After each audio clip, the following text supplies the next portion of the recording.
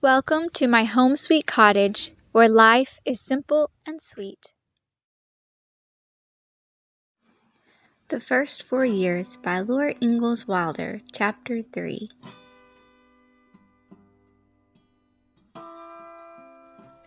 With the coming of cool weather, Laura proposed moving the cook stove back into the bed sitting room, and she could not understand why Manly put it off until one day when he came from town with a hard coal heater. It was a beautiful stove, the black iron nicely polished and all the nickel trimmings shining brightly. Manly explained how buying the stove would be a saving in the end. It would take so little coal to keep it going that even though the price per ton was $12 instead of the soft coal price of $6, the cost would be less. Then there would be a steady, even heat night as well as day. It would keep them from taking cold by being first warm and then chilly, as with the cook stove. The nickel top of the new stove was movable, and all the cooking except baking could be done on it. On baking days, a fire could be made in the summer kitchen.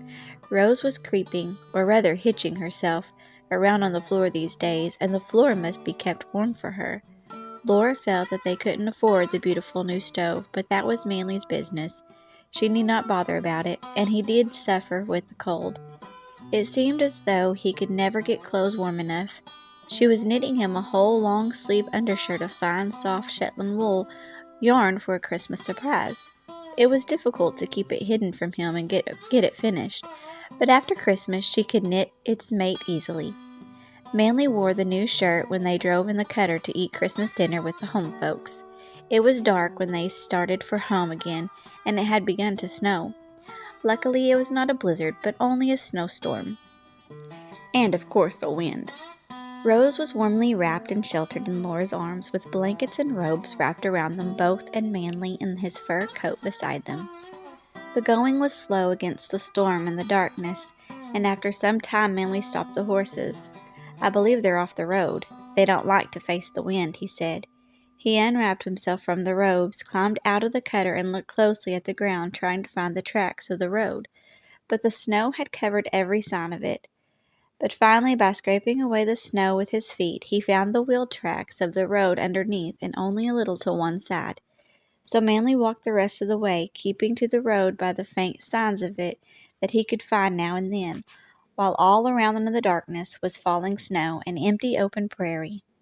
They were thankful when they reached home and the warmth of the hard coal base burner, and Manly said his new undershirt had proven its worth. Though the weather was cold, there were no bad blizzards, and the winter was slipping by very pleasantly. Laura's cousin Peter had come up from the southern part of the state and was working with the Whiteheads, neighbors who lived several miles to the north. He often came to see them on Sunday. To surprise Manly on his birthday, Laura asked Peter and the Whiteheads to dinner, cooking and baking in the summer kitchen. It was a pleasant day and warm for winter, and the dinner was a great success. But in spite of the warm day, Laura caught a severe cold and had a touch of fever, so that she must stay in bed. Ma came over to see how she was and took Rose home with her for a few days. Instead of getting better, the cold got worse and settled in Laura's throat. The doctor, when he came, said it was not a cold at all, but a bad case of diphtheria. Well, at least Rose was out of it and safe with Ma, if she had not taken it with her.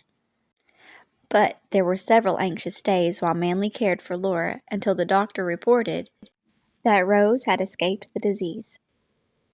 But then Manly came down with it, and on his morning visit the doctor ordered him to bed with strict orders to stay there. He said he would send someone out from town to help them. A short time after the doctor went away, Manly's brother Royal came out to care for them. He was a bachelor living alone and thought he was the one who could best come. So both in the same room with the crudest of care, Manly and Laura spent the miserable, feverish days.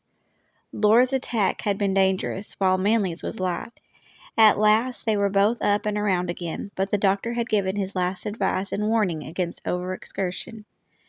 Royal, tired and half sick himself, had gone home, and Laura and Manly, well wrapped, had spent a day in the summer kitchen while the sick room was fumigated.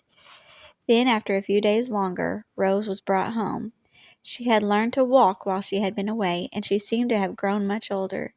but it was very pleasant to have her taking her little running steps around the room, and most of all, it was good to be well again. Laura thought the trouble was all over now, but that was not to be for many a day yet. Manly, disregarding the doctor's warning, had worked too hard, and one cold morning he nearly fell as he got out of bed, because he could not use his legs properly.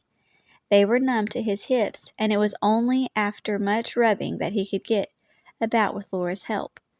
But together they did the chores. After breakfast, Laura helped him hitch up the wagon, and he went to town to see the doctor. A slight stroke of paralysis, the doctor said, from overexertion too soon after the diphtheria. From that day on, there was a struggle to keep Manly's legs so that he could use them. Some days they were better, and again they were worse, but gradually they improved until he could go about his usual business if he was careful. In the meantime, spring had come. Sickness with its doctor bills had been expensive. There was no money to go on until another harvest. The renter on the tree claim was moving away, and Manly in his condition could not work both pieces of land. The tree claim was not proved up, and the young trees must be cultivated to hold it. Something must be done, and in this emergency a buyer for the homestead came along. He would assume the $800 mortgage and give Manly $200, and so the homestead was sold, and Manly and Laura moved back to the tree claim one early spring day. The little house was in bad order, but a little paint, a few fly screens, and a good cleaning made it fresh and sweet again. Laura felt that she was back home, and it was easier for Manly to walk on the level ground to the barn than it had been for him to climb up and down the hill on the homestead. He was gradually overcoming the effect of the stroke, but still would fall down if he happened to stub his toe. He could not step over a piece of board in his way, but must go around it. His fingers were clumsy, so that he could neither hitch up nor unhitch his team, but he could drive them once they were ready to go. So Laura hitched up the horses and helped him get started, and then was on hand, ready to help him unhitch when he drove them back. The renter had taken the tree claim with the fall plowing done, so he turned it back to Manly plowed. Manly had only to harrow and seed the fields. It was slow work, but he finished in good time. The rains came as needed, and the wheat and oats grew well. If it would only keep on raining often, and not hail. There were 3 little calves in the barn lot, and 2 young colts running all over the place, plus the colt they had bought with Laura's school money, now a 3-year-old, and grown out nicely. The little flock of hens were laying nicely. Oh, things weren't so bad after all. Rose was toddling about the house, playing with the kitten, or clinging to Laura's skirts as she went about the work. It was a busy summer for Laura, what with the housework, caring for Rose, and helping Manly whenever he needed her. But she didn't mind doing it at all, for Manly was recovering the use of his hands and feet. Slowly the paralysis was wearing off. He was spending a great deal of time working among the young trees. It had been too dry for them to grow well the summer before, and they were not starting as they should this spring. Some of them had died. The dead ones Manly replaced, setting the new ones carefully. He pruned them all, dug around their roots, and then plowed all the ground between, and the wheat and oats grew rank and green. "We'll be all right this year," Manly said. "One good crop will straighten us out, and there never was a better prospect." The horses were not working hard now. Skip and Barnum did what was necessary, and the ponies, Trixie and Flip, were growing fat on their picket ropes. Manly said they should be ridden, but Laura could not leave Rose alone. Neither could she take her during the day with safety and pleasure. It was quiet, and there was nothing to do after supper when Rose was put to bed. She was so tired with her play that she slept soundly for hours. So Laura and Manly came to saddling the ponies and riding them on the road before the house, on the run for a half-mile south and back, then around the half-circle drive before the house, a pause to see that Rose was still sleeping, and a half-mile run north and back for another look at Rose until ponies and riders were both ready to stop. Trixie and Fly enjoyed their races. They ran in the moonlight and the shying at the shadow of a bunch of hay in the road, or the quick jump of a jackrabbit across it. Cousin Peter came one Sunday to tell Manly and Laura that Mr. Whitehead wanted to sell his sheep, 100 purebred Shropshires. A presidential election was coming in the fall, and it looked as though the Democrats were due to win. If they did, Mr. Whitehead, being a good Republican, was sure the country would be ruined. The tariff would be taken off, and wool and sheep would be worth nothing. Peter was sure they could be bought at a bargain. He would buy them himself if only he had a place to keep them. How much of a bargain? What would you have to pay? Manly asked. Peter was sure he could buy them for $2 apiece, since Mr. Whitehead was feeling particularly uneasy about the election. And the sale of their wool next spring ought nearly to pay for them, he added. There were 100 sheep. Peter had $100 due him in wages.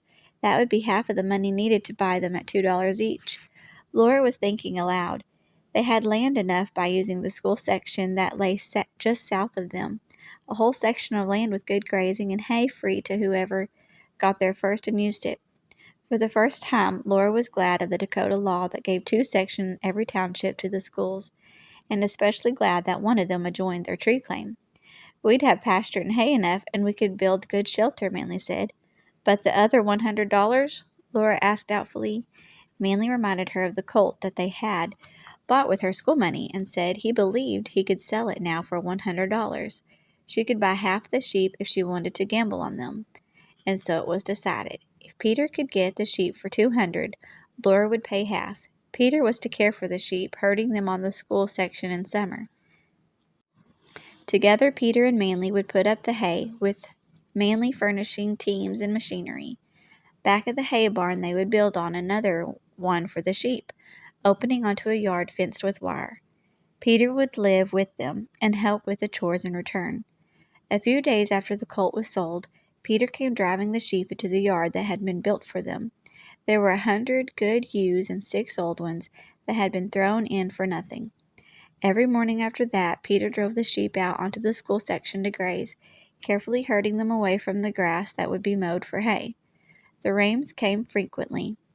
It even seemed as though the winds did not blow as hard as usual, and the wheat and oats grew splendidly.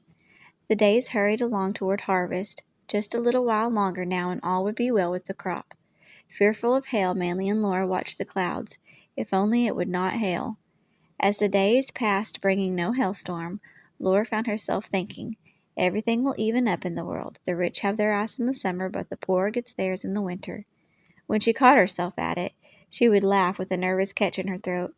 She must not allow herself to be under such a strain. But if only they could harvest and sell this crop, it would mean so much.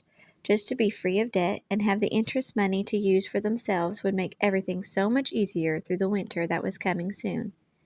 At last the wheat was in the milk, and again Manly estimated that the yield would be 40 bushels to the acre. Then one morning the wind blew strong from the south, and it was a warm wind. Before noon the wind was hot and blowing harder, and for 3 days the hot wind blew. When it died down at last and the morning of the 4th was still, the wheat was dried and yellow. The grains were cooked in the milk, all dried and shrunken, absolutely shriveled. It was not worth harvesting as wheat, but Manly hitched Skip and Barnum to the mowing machine and mowed it and the oats to be stacked like hay and fed without threshing to the stock as a substitute for both hay and grain. As soon as this was done, haying was begun, for they must cut the hay on the school section ahead of anyone else. It was theirs if they were the first to claim and cut it. Laura and Rose went to the hayfield again. Laura drove the mower, while Manly raked the hay cut the afternoon before, and a neighbor boy was hired to herd the sheep while Peter helped Manly stack the hay. They stacked great ricks of hay all around the sheep barn and on the 3 sides of the sheep yard, leaving the yard open on the south side only. And the 25th of August came and passed, and the 3rd year of farming was ended. Thank you so much for listening. I hope you're enjoying it as much as I am. Please make sure that you like this video and subscribe and hit that bell so you'll be notified of the next chapter, Chapter 4.